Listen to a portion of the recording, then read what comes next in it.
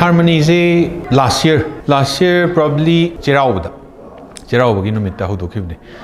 Ado harmony se kenone collaborative initiative haitare. Oza amaga collaborate taunarawa bapu ai oiro adigi aina guitar ta adigi vocal takpa mi leitanako. Ado akoigi collaboration tauraga. Akoi harmony Manipur si physical space amadi leiti. Physical space later we maram sina satrazu physical space to lakpa adagi ozadu physical space to lakpa do madugi kenoduma idea dumo kakthat khraga satra natraga ozadugi convenient oiba space amada class e tawuneda aduna akoi gi harmony Manipur sita educator nipan yawi Manipur ring atu aduga educator anim ga yawi Shillong dagi moina sum external keno haitare ko karigumba hena keno tongningsba education degree muki natra kenogi adugi keno da laga adugi way da lakpada amaina help to bibe aba mi yawi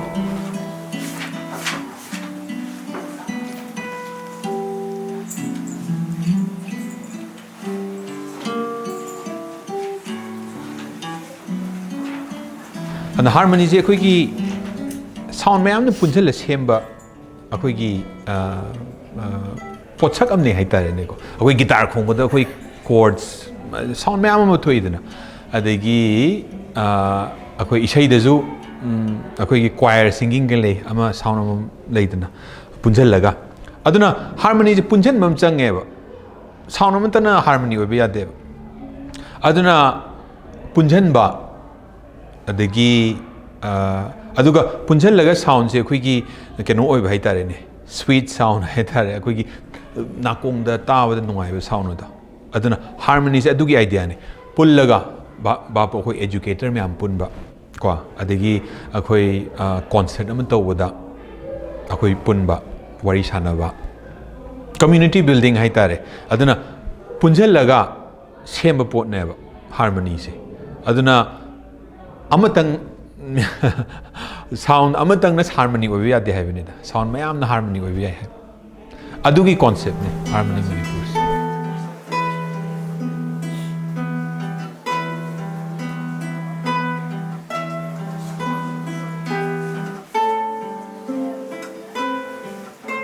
si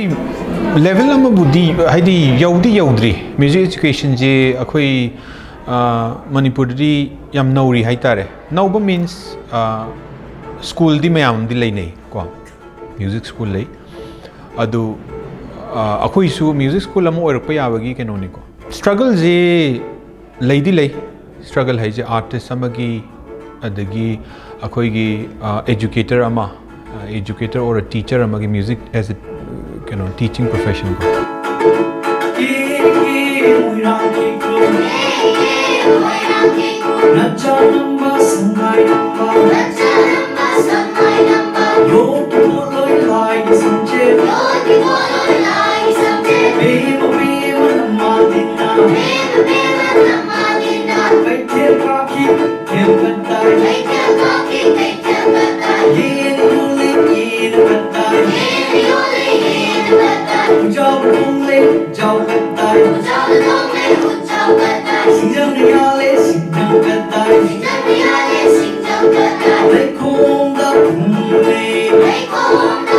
relief camp ki se lan hogi bise sidagi moi relief ta leiba angang sing ko angang sing amadi relief ta leramani sinum khangni khange aduga trauma sudum leram doini ko natra trauma leita ya da leiraba angang ta ne direct oina changsal laga music aina music ta ke na ju hekte changaga yapoti yabu keno nate idea feasible idea nate ta sing na music se adum healing power dum yaujei ko kita aina trauma leiba angang singda aina especially tammaga takpadi nati ado music itself has a healing power hai tare ko healing mayam loin thajabirong ani music se ko tabda nungai ko wakan po thai natrane aduna aina su music education gi sigi line da leibani na ko relief camp da angang singje takning ba chatlaga music adi yamne music education ka haraga chatlu ba nataba ata angang sing du ga matam khar spend downing ba hai tare ne aduga lang keno tawbuni khangde music instrument empire khongmuni khangde ko adu swaina sigi wakalon se lei haitare aigi yamba ko chawathiam se matam du da relief camp ki work kumba si tawba si aina social media da uba se yam yaudi yawning ba aduga matam du di education oina taksan bu du zo ai nong da kitang keno oiba haitare ne ko nungai taba phawbu do adu Moirang society keno haitare matai society na ko matai society na society ama lei moise keno ki aduna trauma response ki angang sing relief camp leiba sigi aduga adum angang sing natraga jo khoi gi adult trauma response ki leibane adu moiga akhoi gi aigi yam keno chawbasiga na chawbasiga sumaina sum moiga pullaga work ta use sum social media thengna ba haitare ne adu aisu chatlaga aigi haijabado angang da sum share tawning bado matam du da ta uni kholuni ge haibu leite ko ada aisu chatlaga aina khangjaba share tawruge ko angang du ga haibatang sum loina dana ko ada amaina tawgibadagi lakhiba initiative ne EY kawe sigi initiative si maming Harmony Manipur ga akhoi gi siom si yaure siom sina da chawbana run tawbo keno ne magi initiative hai tare ne ko adagi akhoi matai society ko aduga matai society de changbu di sigi education gi smaina idea pusala changbu di khoi da chawbana pusan biba amain tawra akhoi ji ahum ko Harmony ne matai society ne adigi da chawgi siom ga pullaga smaina initiative hogi bane adana ngasi se magi ending ama koi second initiative sida phase ti ani thong khai de phase ama da 12 classes every week taw ba hita Sunday gudingi second phase se loire adana second phase se loiraga relief camp ti moirang dang na te do yam ko aduna aina ngamjaba keno se mathang namu som damu kadai droma adugi keno se aduna adu lotion mamuti nate aina taromba keno sing lotion mamuti nate adu zo moi chu ngatang potha laga adagi aina mu relief camp ma da amaina som keno gi music education je kamai sandok pa yae do adu matam sisu hoi ji lan matam ni natrane pura khoi gi trauma leiba keno matam amne ba natra aduna yamna nuaina su lawe moina angang sing do haitare lakpado ko Sunday ji moi laktoini class yaur doine na aiju class hekta music education sita urage haina kaisu chatte ba back of the mind lesson cd na leidoini ko adu moi su nuaina phirongaji keno eduna ko Sunday ji ngai doine ba moi disu nungai ba do aduna yam nungai ba class mu oi ki honda ko aduga angang dusu moi dusu akhoi gi week amanda ko abitang ngatang koi thokpa ko amaina koi keno relief camp ahum ne moirang college moirang college bi adi khoyol ga amai lakhi bene mafam madum mafam atop duzum tang narangoni ko haidi music se kai haitare ngaushana ba ngang haigadra ngaushana ngana ga tawba keno haitare just hobby gi mong do ko aduna isa maksu adum adugi keno se yauri haitare adu hojikti ai tamure natrane akoi degree oina tamuri ni natra diploma oina tamuri ni digi exam thare ini natra digi exam du jo khoi gi London board na loba exam mayam le haitare London board se ahum le aduna amain thara aga ngasai gi career haigadra ꯑꯩꯒꯤ ꯄꯥꯝꯖꯕ ꯑꯃꯗꯤ ꯇꯧꯔꯛꯏꯅꯦꯕ ꯑꯗꯨ ꯁꯤꯒꯤꯁꯤ ꯀꯃꯥꯏ ꯍꯥꯏꯅꯤ ꯑꯗꯨꯅ ꯍꯥꯏꯗꯤ ꯋꯥꯔꯤꯕꯨꯗꯤ ꯚ꯭ꯌꯨꯁꯄꯨꯗꯤ ꯄꯔꯁꯄꯦꯛꯇꯤꯚꯕꯨꯗꯤ ꯃꯌꯥꯝ ꯑꯃ ꯂꯩꯔꯝꯒꯅꯤꯀꯣ ꯁꯣꯁꯥꯏꯇꯤꯒꯤ ꯄꯔꯁꯄꯦꯛꯇꯤꯚ ꯑꯃꯁꯨ ꯂꯩꯔꯦ ꯅꯠꯇ꯭ꯔꯅꯦ ꯑꯗꯨ ꯍꯧꯖꯤꯛꯇꯤ ꯑꯗꯨꯒꯤ ꯚꯦꯟꯌꯨ ꯑꯃ ꯂꯩꯔꯦ ꯑꯉꯥꯡ ꯑꯃ ꯀꯔꯤꯒꯨꯝꯕ ꯃ꯭ꯌꯨꯖꯤꯛ ꯇꯝꯅꯤꯡꯉꯦ ꯍꯥꯏꯔꯒ ꯑꯣꯖꯥ ꯀ꯭ꯋꯥꯂꯤꯐꯥꯏꯠ ꯑꯣꯏꯕ ꯑꯣꯖꯥ ꯂꯩꯔꯦ ꯑꯩꯈꯣꯏꯒꯤ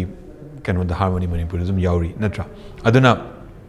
ꯑꯗꯨꯒꯤ ꯄꯣꯁꯤꯕꯤꯂꯤꯇꯤ ꯂꯩꯔꯦ ꯑꯗꯣ ꯍꯧꯖꯤꯛꯇꯤ ꯍꯣꯏ ꯃ꯭ꯌꯨꯖꯤꯛ ꯇꯧꯕꯁꯤ ꯁꯝ ꯁꯥꯡꯕ ꯀꯥꯡꯕꯨꯒꯤꯅꯤ ꯑꯗꯒꯤ ꯉꯥꯎꯁꯤꯟꯅꯕ ꯀꯥꯡꯕꯨꯒꯤꯅꯤ ꯑꯗꯣ ꯈꯤꯇꯪꯗꯤ ꯑꯃꯨꯛ ꯈꯟꯊꯔꯛꯑꯅꯤ ꯍꯥꯏꯕꯗꯤ ꯁꯤꯒꯤ ꯀꯩꯅꯣꯁꯤ ꯚꯦꯟꯌꯨꯁ ꯃꯌꯥꯝꯁꯤ ꯂꯩꯔꯕꯅꯤ ꯅꯠꯇ꯭ꯔꯥ ꯍꯥꯟꯅ ꯑꯩꯈꯣꯏꯅ ꯃ꯭ꯌꯨꯖꯤꯛ ꯀꯟꯅ ꯄꯥꯝꯃꯛꯄꯗꯗꯤ ꯑꯗꯨꯒꯤ ꯀꯩꯅꯣꯁꯤ ꯂꯩꯔꯝꯗꯦ ꯍꯥꯏꯔꯒꯁꯨ ꯑꯩꯈꯣꯏ ꯇꯝꯃꯛꯏꯅꯤ ꯑꯣꯖꯥ ꯑꯃ ꯂꯣꯏꯅꯅ ꯇꯝꯃꯛꯏꯅꯤ ꯅꯠꯇ꯭ꯔꯥ ꯃꯣꯏꯁꯨ ꯍꯥꯏꯗꯤ ꯂꯔꯅꯤꯡ ꯑꯃ ꯃꯣꯏꯒꯤ ꯃꯈꯥꯗ ꯑꯩꯈꯣꯏ ꯁꯤꯒꯤ ꯄꯥꯝꯖꯕꯁꯦ ꯌꯥꯎꯅ ꯆꯪꯉꯛꯏꯅꯦ ꯍꯥꯏꯕ ꯋꯥꯅꯤꯗ ꯆꯨꯝꯕ꯭ꯔꯥ ꯑꯗꯨꯅ ꯍꯣꯏ ꯍꯥꯏꯅꯕꯕꯨꯗꯤ ꯑꯗꯨꯝ ꯍꯥꯏꯅꯩꯀꯣ ꯊꯥꯏꯅꯁꯨ ꯑꯗꯨꯝ ꯍꯥꯏꯅꯩ ꯍꯧꯖꯤꯛꯇꯤ ꯑꯗꯨꯝ ꯍꯥꯏꯅꯔꯝꯕꯁꯨ ꯌꯥꯏ ꯍꯧꯖꯤꯛꯄꯨꯗꯤ ꯈꯟꯗꯦ ꯑꯗꯨ ꯊꯥꯏꯅ ꯍꯥꯏꯅꯕꯗꯨꯒ ꯍꯧꯖꯤꯛ ꯍꯥꯏꯅꯕꯗꯨ ꯈꯤꯇꯪꯗꯤ ꯈꯦꯠꯅꯔꯅꯤ ꯍꯥꯏꯗꯤ ꯃ꯭ꯌꯨꯖꯤꯛꯁꯦ ꯁꯨꯃꯥꯏꯅ ꯀꯔꯤꯌꯔ ꯅꯠꯇ꯭ꯔꯒ ꯗꯤꯒ꯭ꯔꯤ ꯇꯝꯕ ꯌꯥꯏ ꯅꯠꯇ꯭ꯔꯒ ꯑꯩꯈꯣꯏ ꯒ꯭ꯔꯦꯗ ꯑꯦꯛꯖꯥꯝꯁ ꯊꯥꯕ ꯌꯥꯏ ꯀꯥꯏꯅ ꯑꯗꯨꯃꯥꯏꯅ ꯌꯥꯎꯔꯛꯏꯗꯣ ꯅꯠꯇ꯭ꯔꯥ ꯑꯗꯨ ꯇꯥꯔꯒꯗꯤ ꯁꯤꯒꯤꯁꯦ ꯑꯗꯨꯅ ꯀꯣꯟꯁꯔꯠ ꯇꯧꯕꯗꯨꯁꯨ ꯑꯩꯈꯣꯏ ꯀꯩꯅꯣ ꯄꯦꯔꯦꯟꯁ ꯃꯌꯥꯝ ꯀꯧꯔꯤꯁꯦ ꯁꯤꯁꯨ ꯍꯥꯏꯗꯤ ꯑꯩꯈꯣꯏ ꯇꯧꯁꯟꯅꯕ ꯅꯠꯇꯦꯅ ꯍꯥꯏꯕꯗꯣ ꯑꯗꯨꯅ ꯀꯝꯃ꯭ꯌꯨꯅꯤꯇꯤ ꯑꯃꯁꯨ ꯁꯥꯒꯠꯂꯛꯄ ꯀꯝꯃ꯭ꯌꯨꯅꯤꯇꯤ ꯁꯥꯒꯠꯂꯗꯤ ꯃ꯭ꯌꯨꯖꯤꯛ ꯇꯧꯕꯁꯤ ꯁꯨꯃꯥꯏꯅ ꯒ꯭ꯔꯦꯗ ꯊꯥꯕ ꯌꯥꯏ ꯑꯉꯥꯡꯒꯤꯗ ꯐꯩ ꯑꯗꯒꯤ ꯒ꯭ꯔꯦꯗ ꯑꯦꯛꯖꯥꯝ ꯁꯤ ꯀꯩꯅꯣ ꯁꯤ ꯂꯣꯏꯔꯒ ꯉꯁꯥꯏ ꯅꯪꯒꯤ ꯗꯤꯒ꯭ꯔꯤ ꯇꯧꯕ ꯌꯥꯏ ꯑꯗꯩ ꯃꯄꯥꯟ ꯂꯝꯗ ꯆꯠꯄ ꯌꯥꯏ ꯂꯩꯗꯅ ꯁꯤ ꯀꯔꯤꯌꯔ ꯑꯃ ꯁꯤꯒꯤ ꯀꯩꯅꯣꯁꯤꯃ ꯍꯥꯏꯇꯥꯔꯦ ꯑꯗꯨꯅ ꯈꯦꯠꯅꯕꯨꯗꯤ ꯊꯥꯏꯅꯒꯤꯗꯨ ꯍꯧꯖꯤꯛꯄꯨꯗꯤ ꯈꯦꯠꯅꯔꯅꯤ ꯈꯔꯕꯨꯗꯤ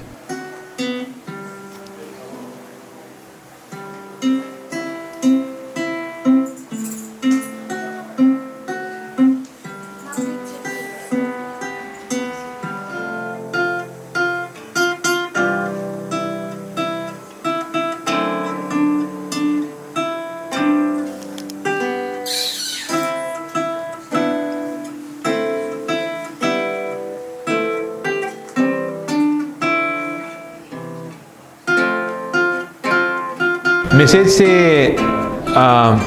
ꯀꯩ ꯇꯥꯔꯦ ꯑꯩꯈꯣꯏꯒꯤ ꯍꯧꯖꯤꯛꯁꯨ ꯂꯥꯟꯒꯤ ꯆꯩꯊꯦꯡꯅꯀꯣ ꯑꯩꯈꯣꯏꯁꯦ ꯌꯥꯝꯅ ꯑꯋꯥꯕ ꯄꯤ ꯍꯥꯏꯇꯥꯔꯦ ꯑꯗꯨ ꯁꯤꯒꯤ ꯑꯋꯥꯕꯒꯤ ꯃꯇꯝꯁꯤꯗ ꯃ꯭ꯌꯨꯖꯤꯛ ꯑꯦꯖꯨꯀꯦꯁꯟ ꯅꯠꯇ꯭ꯔꯒ ꯃ꯭ꯌꯨꯖꯤꯛꯁꯤꯅ ꯀꯗꯥꯏ ꯐꯥꯎꯕ ꯃꯇꯦꯡ ꯄꯥꯡꯕ ꯌꯥꯏꯀꯣ ꯑꯗꯨꯒꯤ ꯀꯩꯅꯣ ꯑꯗꯨꯁꯨ ꯃꯦꯁꯦꯖ ꯍꯥꯏꯗꯤ ꯀꯗꯥꯏ ꯐꯥꯎꯕ ꯃꯇꯦꯡ ꯄꯥꯡꯕ ꯌꯥꯏ ꯍꯥꯏꯁꯦ ꯋꯥꯟ ꯑꯣꯐ ꯗ ꯃꯦꯁꯦꯖꯅꯦ ꯍꯥꯏꯇꯥꯔꯦ ꯑꯗꯨꯅ ꯑꯃꯒ ꯍꯦꯜꯞ ꯇꯧꯅꯗꯅ ꯑꯃꯒ ꯑꯩꯈꯣꯏ ꯄीस ꯂꯥꯛꯄ ꯍꯥꯏꯁꯦ ꯑꯩꯈꯣꯏ ꯑꯃ ꯍꯦꯜꯞ ꯇꯧꯅꯗ꯭ꯔꯒꯗꯤ ꯍꯦꯜꯞ ꯑꯃꯒ ꯅꯠꯇ꯭ꯔꯥꯅꯦ ꯅꯦꯕꯔꯁ ꯅꯨꯡꯁꯤꯅꯗ꯭ꯔꯒꯗꯤ ꯄीसꯁꯦ ꯂꯥꯛꯄ ꯍꯥꯏꯗꯤ ꯂꯩꯗꯅꯀꯣ ꯑꯗꯨꯅ ꯑꯗꯨꯒꯤ ꯀꯩꯅꯣꯝ ꯑꯣꯏꯍꯜꯂꯒ ꯍꯥꯔꯃꯣꯅꯤꯁꯤꯅ ꯉꯁꯥꯏ ꯑꯩꯅ ꯄꯟꯖꯈꯤꯕꯗꯣ ꯍꯥꯔꯃꯣꯅꯤ ꯍꯥꯏꯁꯦ ꯀꯩꯅꯣ ꯁꯥꯎꯟ ꯃꯌꯥꯝꯅ ꯄꯨꯜꯂꯒ ꯄीसꯐꯨꯜ ꯑꯣꯏꯕ ꯅꯠꯇ꯭ꯔꯒ ꯑꯩꯈꯣꯏꯒꯤ ꯌꯥꯝꯅ ꯑꯩꯈꯣꯏ ꯇꯥꯕꯗ ꯅꯨꯡꯉꯥꯏꯕ ꯍꯥꯏꯇꯥꯔꯦꯅꯦꯀꯣ ꯇꯥꯕ ꯅꯨꯡꯉꯥꯏꯕ ꯍꯥꯏꯁꯦ ꯑꯩꯈꯣꯏ ꯄꯨꯛꯅꯤꯡ ꯅꯨꯡꯉꯥꯏꯕ ꯍꯥꯏꯇꯥꯔꯦꯅꯦ ꯄꯨꯛꯅꯤꯡ ꯅꯨꯡꯉꯥꯏꯕꯁꯦ ꯄीसꯐꯨꯜ ꯑꯣꯏꯕꯅꯤ ꯅꯠꯇ꯭ꯔꯥ ꯑꯗꯨꯅ ꯑꯗꯨꯒꯤ ꯍꯥꯔꯃꯣꯅꯤꯁꯦ ꯑꯃꯒ ꯃ꯭ꯌꯨꯖꯤꯛꯁꯤ let music be a medium ꯍꯥꯏꯇꯥꯔꯦꯅꯦꯀꯣ that brings people together ꯆꯨꯝꯃꯦꯀꯣ ꯑꯗꯨꯅ ꯑꯩꯈꯣꯏ ꯅꯈꯣꯏ ꯍꯥꯏꯗꯕꯤꯗꯀꯣ let music be the medium which will bind the relationship between you and me shini haitare harmony gi one of the kano akogi kayani values ha jare ka